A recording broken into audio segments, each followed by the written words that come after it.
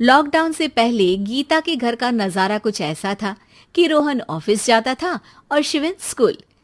जिनके घर से जाने के बाद गीता काम खत्म करके बाकी समय आराम करती थी।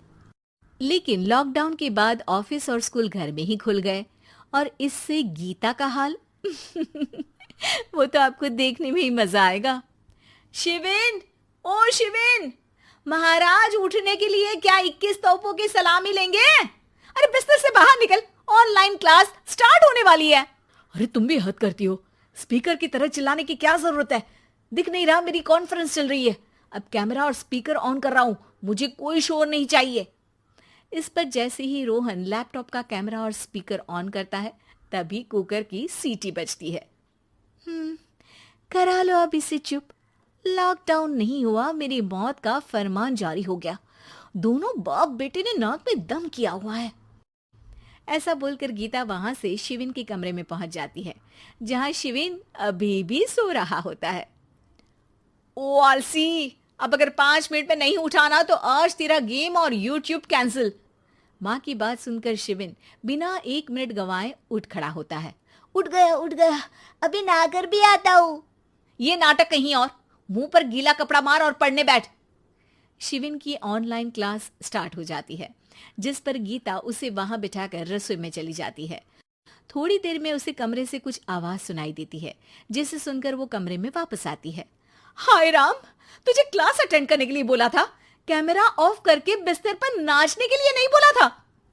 मम्मी मुझे कुछ समझ नहीं आ रहा, आप बाद में पढ़ा देना ना, वैसे भी अटेंडेंस तो लगी गई है। हाँ हाँ बेटा, जरूर बन जा। तू अभी से हम सबका बाप बन जा। अरे नहीं मतलब कहाँ से लाते हो इतना दिमाग, और पढ़ाई करते हुए ये चला कहाँ जाता है? नाइस क्वेश्चन, दिमाग से पूछकर बता दूंगा। शिविन की बातों से परेशान होकर गीता उसे मारने के लिए जैसे ही आगे बढ़ती है तभी वो कमरे से बाहर भाग जाता है। अब शिविन आगे आगे और गीता हाथ में चप्पल पकड़े उसके पीछे पीछे पूरे घर में दोनों घूम रहे होते हैं। इसी बीच वो रोहन के पास पहुंच जाता है और शिविन को मारने वाली चप्पल रोहन के लैपटॉप पर जाकर गिरती है। ओए माँ! मम्मी, अब पापा को चप्पल मार रही हो? वो आज तक के रिपोर्टर, चुपचाप जाकर क्लास अटेंड कर ले, नहीं तो अगली तेरे पीछे लगेगी। इस पर शिविन वहां से चला जाता है, जिसके बाद रोहन गीता से कहता है, इस सर्कस के लिए कुछ बोलना चाहोगी? अरे क्या करूं, जब से तुम दोनों घर में रहने लगे हो, घर अपने आप ही सर्कस बन गया है और मैं तुम्हारी नौकर। कभी बेटी को संभालो तो कभी बाप के नखरे उठाओ। इन्हीं सब उथल पुथल में दिन बीतते रहते हैं, जिसमें हर रोज घर के अंदर कुछ नया सियप्पा खड़ा मिलता है, जो ज्यादातर शिविन और रोहन की ऑनलाइन स्कूल और ऑफिस से रिलेटेड ही होता है। एक सुबह, शिविन चल उठ, आज की क्लास जल्दी है। कैमरा ऑफ करके आप अटेंड कर लो। अरे ऐसे छित्तर पड़ेंगे, दादी नानी सब एक साथ याद आ जाएंगी।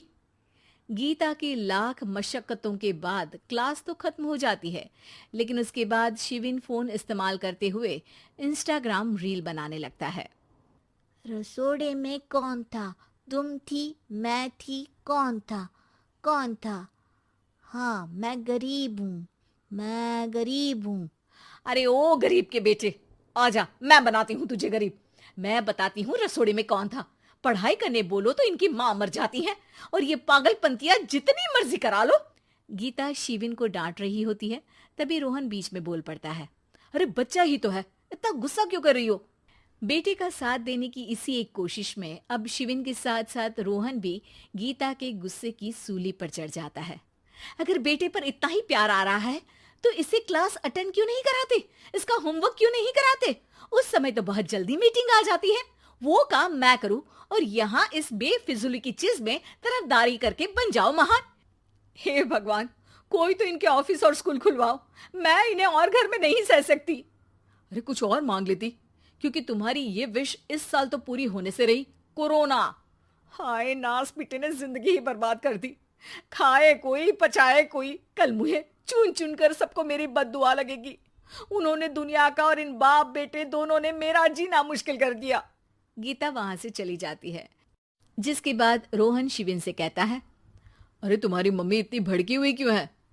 आपकी वजह से पूरा समय घर में रहते हो और उस पर कोई काम कराने की जगह बस ऑर्डर देते रहते हो। अच्छा बेटे, सारा इल्जाम मुझ पर? पूरा दिन तो वो तुम पर ही चिल्लाती है।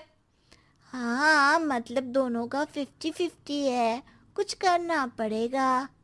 वो कहते ना, make the best out of worst. I have an idea. वैसे तुम्हारी माँ सही कहती है, बहुत जुबान चलाने लगे हो, कम बोला करो। अगली सुबह रोहन और शिविन अपनी गलती को सुधारने के लिए गीता के उठने से पहले घर का आधा काम खत्म कर देते हैं, जिसे देखकर गीता खुश हो जाती है और फिर बाकी बचा काम वो तीनों मिलकर पूरा कर लेते हैं। जिसके बाद अब वो सब मिल बांट कर हर काम में एक दूसरे की मदद करते हुए लॉकडाउन का मजा लेने लगते हैं।